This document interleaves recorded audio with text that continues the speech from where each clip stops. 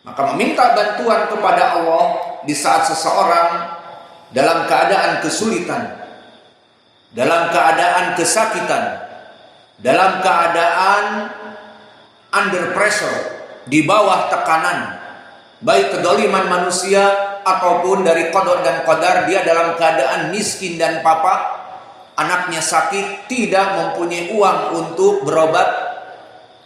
Maka di sini, di saat dia beristi'anah, meminta bantuan kepada Allah, dia bangun untuk sholat dan berdoa di sujudnya dan di tasyahudnya yang akhir. Maka di sini dia masuk kepada isti'anah billah. Maka ini jenis yang pertama dan ini yang paling kuat dan dinamakan ibadah. Maka al-isti'anah hanya kepada Allah di dalam ayat ini maknanya al-isti'anah yang jenis pertama, isti'anah yang hanya diberikan kepada Allah. Dinamakan ibadah kenapa? Karena kata Imam Ibnul Qayyim di kitabnya Madarijus Salikin, terdapat 3 poin yang sangat urgen, sehingga kenapa al-isti'anah dijadikan ibadah. Pertama, qala Ibnul Qayyim, karena al-isti'anah itu terdapat fahiyya tadamman salah satu asya. Al-isti'anah billah tadamman salah satu asya. Al-awwal al-khudu' wa tadallul lillah. Di saat kita meminta bantuan Allah, maka kita merendahkan diri. Lama kana iyalana amrad, di saat anak-anak kita sakit dan tidak ada uang untuk berobat, maka di sini kita meminta bantuan kepada Allah, berdoa, ya Rabb, Allahumma rzuqna wasfi mardana. Wahai Allah, berikanlah kami rizki untuk berobat, atau Engkau sembuhkan dengan jalan apapun orang-orang yang sakit yang ada pada kami. Ini meminta kepada Allah, meminta bantuan. Iyyaka na'budu wa iyyaka nasta'in. Maka isti'anah kepada Allah di sini, kata Imam Ibnul Qayyim, ada 3 poin penting. Pertama, al-khudu' wa tadallul lillah, di mana dia merasa merendahkan dirinya kepada Allah. Maknanya dia butuh kepada Allah. Seperti orang-orang yang mengutang, maka di saat menghutang wajahnya penuh memelas, please, seperti kucing yang meminta makan, miau. Matanya membesar, kepalanya ditundukkan, tangannya disedekapkan. Maka wajahnya penuh belas kasihan di saat mengutang. Di saat ditagih hutang, wajahnya menyeramkan. Maka di sini yang jadi poin adalah al-isti'anah yatadamman al-awwal al-khudu' wa tadallul lillahi jalla wa ala, di mana dia merendah diri kepada Allah, butuh kepada pengobatan dari Allah, butuh kepada penyembuhan dari Allah, dan butuh kepada uang, rizki dari Allah. Maka dia isti'anah billah di sini, meminta dengan berdoa padanya al-khudu' wa tadallul lillah. Wal faidah tsaniyah yatadamman aidha nasta'in billah athiqah billah. Maka orang-orang yang melaksanakan al-isti'anah kepada Allah, berdoa meminta kepada Allah, berarti dia thiqah kepada Allah.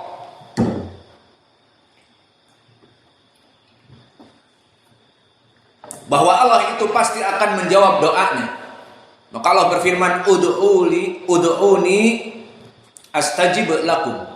Berdoalah kalian semua kepadaku, aku akan memberikan jawaban atas doa-doa kalian. Tidur lagi, lari lagi. Maka di sini menjadi pendalilan yang jelas tentang 2 perkara. Dan perkara yang ketiga, al-i'timad 'alallahi jalla wa ala, bergantung segala perkara dikembalikan tawakul kepada Allah. Maka makna iyyaka na'budu wa iyyaka nasta'in, hanya kepadamu lah kami meminta pertolongan. Al-isti'anah minal ibadah, idan iyyaka, hanya kepada kamu saja kami meminta pertolongan. Wal isti'anah katsirah wa minha isti'anah billah wa hadhihi hiyal ibadah, meminta bantuan yang mendapatkan pahala dan termasuk ibadah. Inilah yang diinginkan isti'anah billah. Iyyaka na'budu wa iyyaka nasta'in. Wa qala Imam Ibnul Qayyim fihi thalatha anwa, padanya ada 3 perkara harus terpenuhi. Pertama, harus dia itu al-khudu wa tadallul, merendah. Dan yang kedua, siqah kepada Allah. Dari ayat-ayat Al-Quran Allah akan menjawab doanya.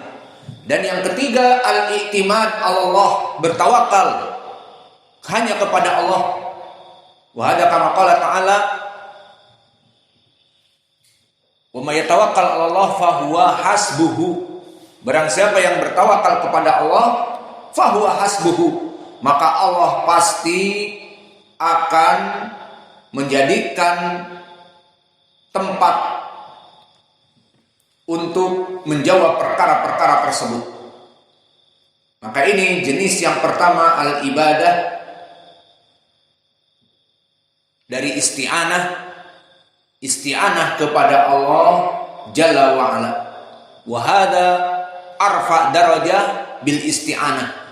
Inilah isti'anah, meminta bantuan yang paling tinggi karena termasuk ibadah. Kemudian yang kedua, nau al-isti'anah bil makhluk, meminta bantuan dari manusia. Maka di sini hukumnya bagaimana? Ibadah atau bukan?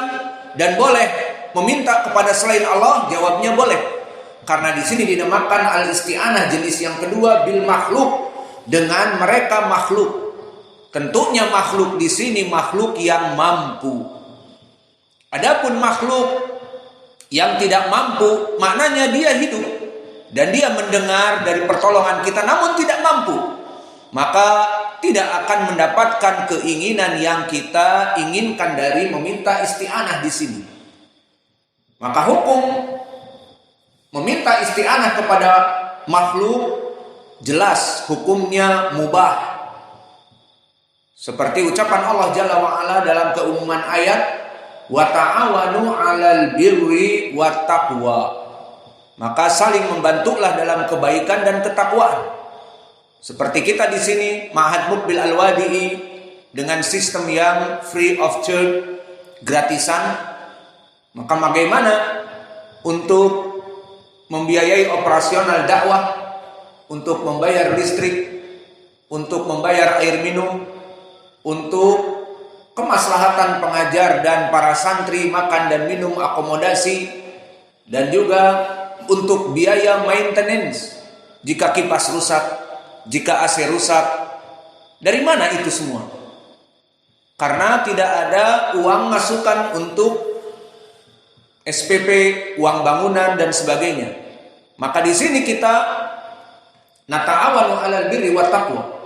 Di sana di belakang layar ada ikhwah yang memberikan biaya-biaya operasional, meskipun kadang tiap bulan, kadang pas ada saja. Yang jelas di sini kita meminta kepada mereka, dan di sini masuk kepada meminta kepada makhluk, al-isti'anah bil makhluk. Wa hada yajuz fil asl kama qala ta'ala wa ta'awanu 'alal birri wat taqwa. Maka hukumnya boleh. Namun tadi saya bilang hukumnya meminta kepada yang mampu.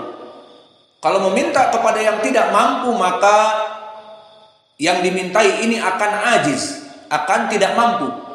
Seperti kita meminta tolong kepada orang yang tidak mampu untuk berdiri. Seperti ada orang yang tenggelam, kemudian dia meminta tolong. dalam keadaan dia itu sudah tenggelam dan timbul dan berkata, "Save me, tolonglah aku." Namun yang dimintai tolong orang yang ada di kursi roda dalam keadaan lumpuh. Maka di kolam renang itu banyak orang, namun yang dimintai saudaranya yang lumpuh. Maka saudaranya yang lumpuh tidak akan mampu. Jika dia masuk kepada air, dia akan mati dan tenggelam bersama kursi rodanya. Maka di sini jadi contoh isti'anah kepada makhluk yang dia itu asalnya mubah. Maka bisa jadi hukumnya menjadi cemoohan dikarenakan meminta kepada manusia yang tidak mampu, kepada makhluk yang tidak mampu. Maka hukumnya bagaimana? Meminta kepada manusia tadi, hukumnya asalnya boleh. Namun dari bolehnya itu kembali kepada al-halal wal haram. Jika al-isti'anah likai ta'atan lillah fa hukmuhu bal yu'tabar ibadah wa ta'awanu 'alal birri wa taqwa. Maka dari sini hukumnya halal bahkan ibadah. Karena Allah memerintahkan berta'awunlah kalian dalam kebaikan. Wa hunaka aidha qad rubama hukmuhu haram. Sesuai dengan ucapan Allah keumuman ayat wala ta'awanu 'alal ismi wal udwan. Maka janganlah kalian saling bantu-membantu dalam berbuat dosa dan permusuhan. Maka jika seseorang meminta bantuan untuk mencelakakan kaum muslimin, merampok, membegal, maka kelompok pembegal yang saling tolong-menolong di antara mereka, maka semuanya dalam keadaan haram. Meskipun tolong-menolong boleh sesama manusia, namun meminta tolong untuk melaksanakan kezaliman dan perbuatan yang keji dan permusuhan kepada kaum muslimin hukumnya haram. Maka di sini al-isti'anah bil makhluk asalnya boleh. Namun dilihat kepada jenis dari minta bantuannya. Minta bantuan untuk kebaikan, mengumpulkan dana untuk daurah, maka wa ta'awanu 'alal birri wat taqwa. Karena semuanya akan mendapatkan pahala. Orang yang mengupdate, orang yang mengirimkan permintaan sumbangan, dan orang yang memberi, semuanya bekerja sama dalam kebaikan. Wa ta'awanu 'alal birri wat taqwa. Dan hukumnya menjadi haram jika ta'awun mereka untuk kezaliman, untuk kejahatan. Wala ta'awanu 'alal ismi wal udwan. Janganlah kalian saling tolong-menolong dalam permusuhan dan dosa. Dan perkara yang